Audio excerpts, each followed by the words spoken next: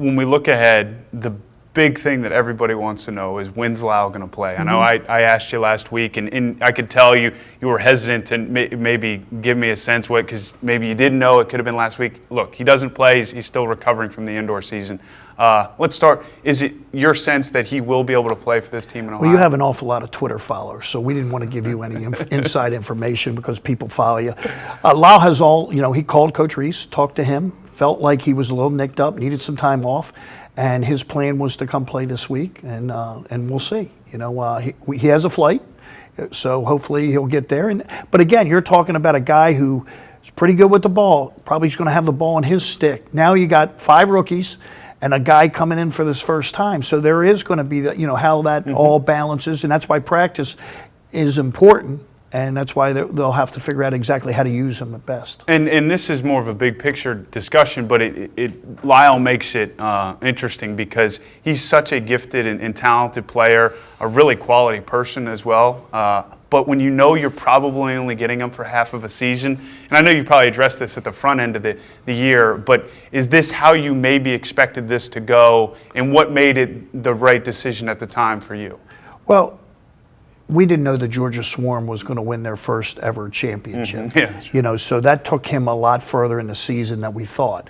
We thought they were a good team. We noticed they were scoring a lot of goals, but we thought we'd have him back around June 3rd or June 10th in there. So good for them. They had a very good season. Jason Noble, another guy we acquired a couple of years ago, has been a really good player for us.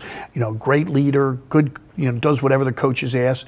But in a perfect world, you'd like to have him for all your games. But there was also a reason why the Tewarton Award winner and the leading player in the indoor league we got for the 8th pick in the first round, not the first pick in the first round. So that baggage, that time that he was going to spend indoor was one of the reasons why he dropped down. He does there, and the Swarm will try to finish this possession here. And a shot off the post. Rebound from Thompson, score!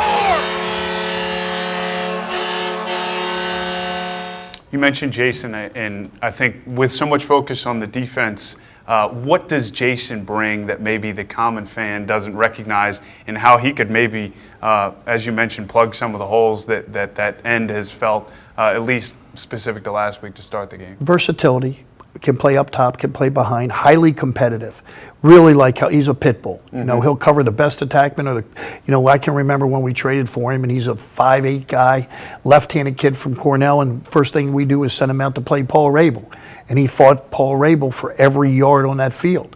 And that's what he brings to the table. He's not a screamer or anything like that. He's just a highly competitive kid that his teammates really respect. Picked up by Noble. Jason Noble on the run, comes in, shoots, he scores! Game winner from Jason